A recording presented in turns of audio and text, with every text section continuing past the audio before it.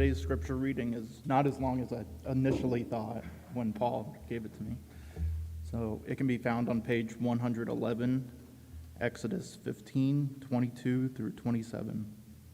Then Moses led Israel from the Red Sea, and they went into the desert of For days they traveled in the desert without finding water.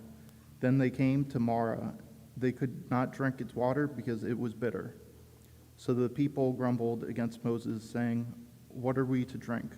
Then Moses cried out to the Lord, and the Lord showed him a piece of wood. He threw it into the water, and then the water became sweet. There the Lord made a decree and a law for them, and there he tested them. He said, "If you listen carefully to the voice of your Lord your God, do what is right in his eyes. If you pay attention to his commands and keep all his decrees, I will not bring you into any diseases I brought into Egypt on the Egyptians, for I am the Lord who heals you." Then there he came to Elam, where there were 12 springs and 27 palm trees, and they camped there near the water.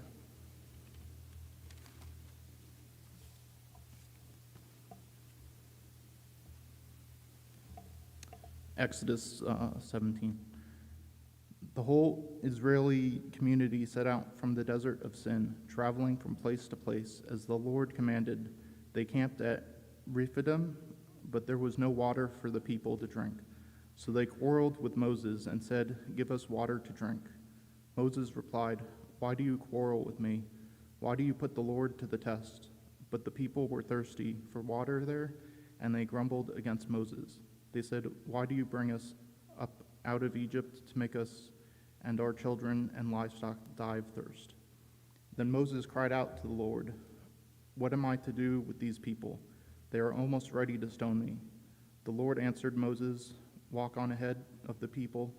Take with you some of the elders of Israel and take in your hand the staff which you will struck the Nile with. And I will stand there before you, and the rock at Horeb strike the rock, and water will come out of it for the people to drink." So Moses did this in the sight of the elders of Israel, and he called the place Massah and Meribah, because the Israelites quarreled and because they tested the Lord, saying, "This is the Lord among us or not?" The word of God for the people of God. Be to God. Oh, a leader and his people. I got some things to say this morning. No, I'm just kidding. We have been walking through Exodus, and we continue on here now that we are getting really into the wilderness saga. If you remember last week, we talked about how God will at times intentionally lead the Israelites and lead us, not necessarily on the quickest or the easiest route to things in life, but often on paths that lead us to become the most fit we can become for the kingdom of God and for the promised land. And last week we talked about how we felt that resistance within the Israelites. I don't know if I want to do this, God. When your old life is on one side coming back to you, and on the other side it's kind of a scary unknown future, and you stand in that place of having to trust God and move into that new territory. And this morning, we see the Israelites moving into the wilderness, leaving behind that which is familiar and trusted and known, and moving into the foreign, unknown future. They're out of Egypt, but they sure are not in the promised land yet. They are in this space in between. You know, another term for these kind of in between spaces and seasons in our life are what we call liminal spaces, liminal seasons. These are like threshold moments when we leave one space and step into a new space. They're often marked by challenge and uncertainty. And we experience these things in life all the time. When we are leaving one thing and moving into the other, and we find ourselves right there in the middle. Maybe if any of you have been through a job transition or have one coming up, know what it's like to leave one or to prepare to leave one and then get ready to go into another job or career. Or if you have been in the process of moving cities, you find yourself maybe not necessarily living in one space, your bags are packed, it's all boxed up, but maybe you haven't quite moved into the next one yet. If Chelsea and Caleb were here, they could talk to us about pregnancy, right? You're not yet parents, but you're also not parents at the same time. Life has changed. Or what about those dreaded teenagers, right? Teenagers in the house, you're no longer kids anymore, but you're not quite adults yet either. You're in that in-between space. Or maybe even those of us moving into our final stages of life, whatever that looks like for you. A time when transition is coming. These seasons of life that we all have and that we all go through can sometimes create in us a kind of crisis. And this is exactly what we see happening for the Israelites as they leave the Red Sea and go into the wilderness. Our text tells us that they go into the wilderness for 3 days, and after 3 days, they face a serious problem. There is no water. What's the longest you've ever gone without water?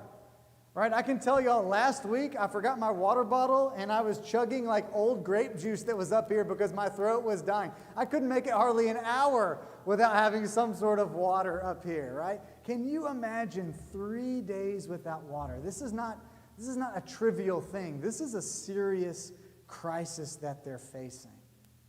And despite their slavery, despite all the brutality that they left, you know what they did know they had there? They did have water in Egypt. They knew that. But what are they to do now? And just when they face that desperation, just when they think they can't go any further, that's when they discover it. Water, right? Hope. Hallelujah. Salvation. Exhale. Only one problem. They only go to discover that the water is bitter. Maybe being near the Red Sea was a little salty for their taste, and they realized very quickly this water, this good thing, this thing that's right here in front of us that'll solve all our problems, it is in fact not something that will help us at all. Can you imagine their heartbreak, their frustration, their despair at what they're facing? It's like when I like to go hiking and I've worked so hard to get up one of the hills, and right when I get to the top, I quickly realize, this was the hill before the hill, right? This just keeps on going. Can you imagine working so hard to get to something, and then all of a sudden you realize, I've got so much further to go? The Israelites named this place Mara, bitter. And they really want us to know how bitter the water was and how bitter they were too. Right? As the text says, when they came to Mara, when they came to bitterness, they could not drink the waters of bitterness because they were bitter. For that reason, it was named bitter. Right? Don't you know, sometimes when we feel bitter, we want everyone to know about it, right? Sometimes when you just feel in your soul that bitterness, it just can't help but find its way leaking out of you and towards everyone around you. That's exactly how they were feeling. This was a moment of crisis. A moment when their hope was dashed. A moment when they recognized that things won't be, or they can't continue to be as we would like them to be. We are not in Kansas anymore. These are seasons when we feel in our souls bitterness. Do you know what that season's like? Have you felt that in your life before?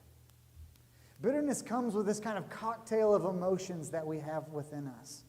Hurt at the pain of loss. Anger when we can't control, we're not able to control our circumstances like we want. Try as they might, the water was not available. Sadness maybe that life hasn't gone according to plan. Life hasn't turned out like we thought it would, which is something that quickly hits us in the face the older we get. Bitterness. We all experience this in life sometime or not. If you haven't, I would like to meet you and spend more time with you because that's kind of amazing, right? We all experience this. The question isn't will you experience the bitterness of life? but it's when you experience the bitterness of life. What will you do with it? What will you do with it? We know what the Israelites did with it, right? It says they began grumbling or complaining. And what we see is that this first story is the first of 3 stories back to back to back, where we read that the Israelites faced some sort of adversary. Did I say that right? Adversary? They faced some sort of trouble. There we go. And through that, every time they respond with complaining and grumbling. In chapter 16, they're in lack, and it says there in verse 2, the whole congregation of the Israelites complained against Moses and Aaron in the wilderness. The Israelites said to them, "If only we had died by the hand of the Lord in the land of Egypt." Because, in Egypt we sat by pots of meat and we ate our fill of bread, but you now have brought us into this wilderness to kill us with hunger. In chapter 17, what Andrew read earlier, again, it says the people quarreled with Moses and said, "Give us water to drink." They thirsted for water and they complained against Moses. The people's response to the bitterness of life is to direct their bitterness, their inner anger, their inner hurt, their inner sadness at others, namely Moses. He's the one that did this to us. And as it says there in verse 17, Moses cries out, "They are ready to stone me, to kill me." They complain, they quarrel, they resist the call to move forward, and their eyes start looking back towards Egypt. What in the world is Moses going to do? Well, that's when we get to this strange kind of story here, right? This isn't as evident in our English translations of the text, but I want to point out a couple things about God's recipe for sweet water, right? It's in his cookbook there, the recipe to make sweet water. It says this, in verse 25, the English translations say something like that God showed him a piece of wood and Moses tossed it into the water and the water became sweet. But in the actual Hebrew, it says something literally a little different. It's kind of funky, but it says this, that God taught him a tree and he threw it in the water and the water became sweet. God taught Moses a tree and he threw it in the water and it became sweet. It's interesting, that word for showed that our translations have, that in the Hebrew the root is taught. It comes from the same word as Torah or instruction. That God instructed him about a tree and he tossed it in the water. And then immediately after that, it says that there Yahweh made for them a statute and an ordinance, and there he put them to the test. He said, if you will listen carefully to the voice of the Lord your God and do what is right in his eyes and give heed to his commandments and keep all his statutes, I will not bring upon you any of the diseases that I brought upon the Egyptians, for I am the Lord who heals you. What is God trying to say there? What is going on there? Well, notice once again, here Israel is facing a test near a tree where the solution is to let God teach them or show them what is good in his eyes so that death is then turned into life. Does that sound familiar at all to anybody? Any hyperlinks coming up? Any deja vu happening out there? Right? Where else in the Bible do we see humans facing a choice at a tree where they must decide to either listen to God or listen to themselves, deciding what is right or wrong in their eyes, with the consequences being either life or death? We see this in Genesis 3. This is the fundamental and the first test of all humanity before all of us. We all stand before the tree of the knowledge of good and evil, and the temptation in those moments is, are we going to listen to God and obey what he says is right, what he calls good and what he calls evil, or are we going to decide for ourselves what is right in our eyes? Once again, Israel faces that same test. Will the people listen and trust and obey God and do what is right in his eyes? Or will they take the fruit once again, and in this case, stone Moses and get the heck back to Egypt and away from this wilderness? And it's funny how these tests generally come, not when things often are great, though that does happen, but usually they come in moments when we are desperate. Will this season of crisis become this kind of perpetual source of bitterness in their lives and in our lives? Because we know people, maybe we ourselves, have times in our life where that season of bitterness can easily turn into that lifetime of bitterness. Or will this wilderness be the crucible that deepens their faith and helps them grow into maturity in God, when everything else they've trusted falls away and God is all they have left? Friends, this here is not just Adam and Eve's test. It's not just the Israelites' test. This is the test that we face too. Because we all have moments in our lives where following and doing what's right in God's eyes, that seems like death to us. That seems like the last thing we want to do. That seems like the way to nothing good for us. And where being obedient to His Word seems more dangerous than going our own way. We all have moments like this when God puts us to the test. And the Scriptures do teach us that God puts us to the test. Now we have to be careful, because I certainly don't think that every difficult or painful thing in life is somehow God testing us. No. We live in a fallen world. We live as sinful people in this world. And we need to recognize that some of the things that we go through in life is not God testing us. But we do need to remember that the Scriptures do teach us that God does test His people. And I think most of the time, God will use the circumstances that we're already in to find ways to put us to the test. The question for us is, how do you and how do I feel about a God who puts His people to the test? Because I'll be honest, when I was reading this week, and I kind of really thought and tried to put myself in the Israelites' shoes, I was kind of upset at God. Like, God, do you not see how hard life is already? Like, and you're going to put us to the test even still?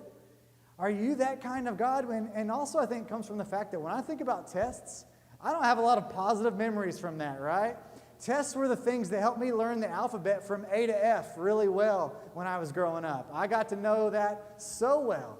Tests are not a fun thing for me.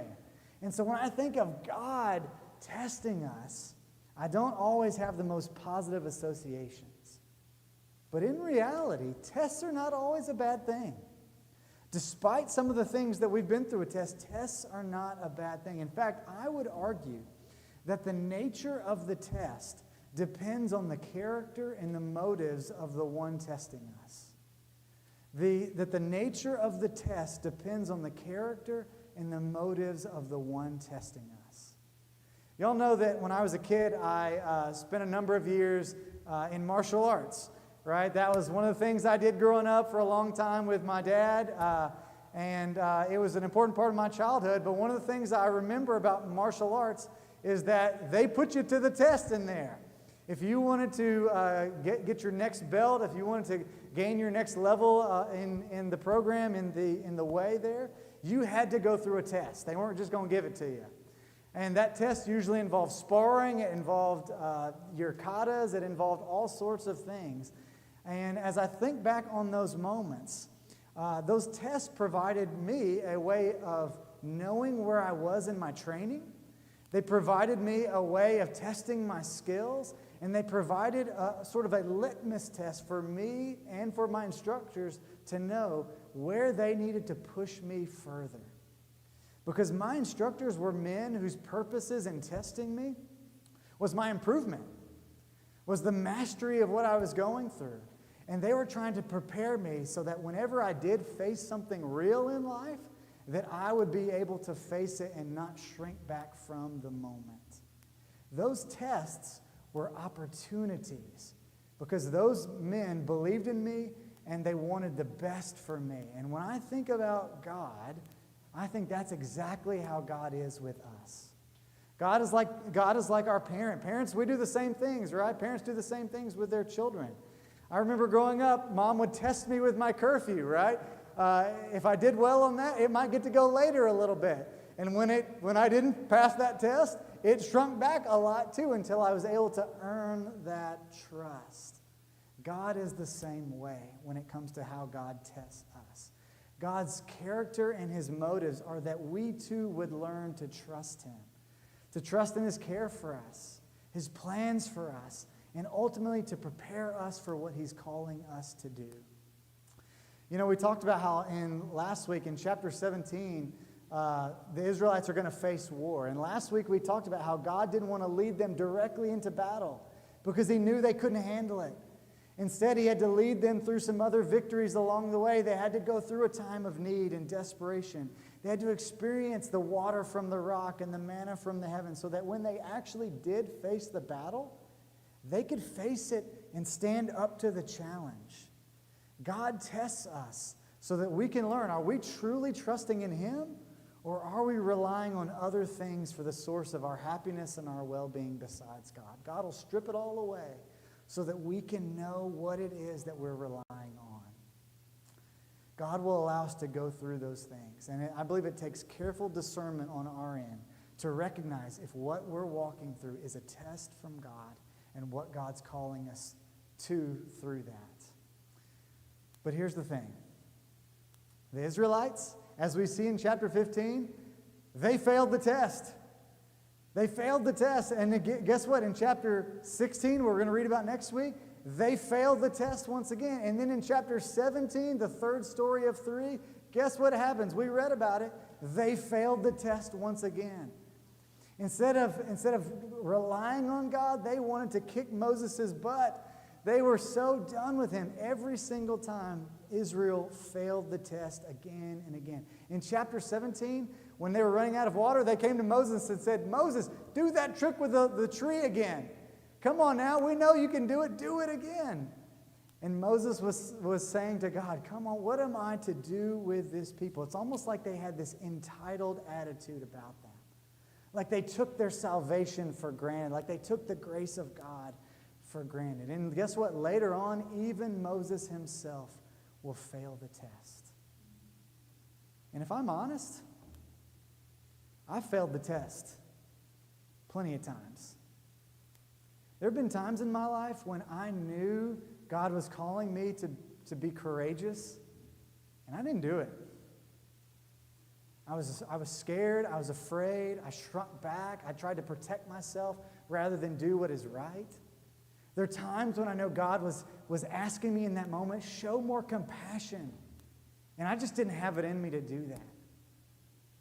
There's times when I needed to have more faith in leadership and just as a person, and I have been unwilling to do that. I did not measure up to the test.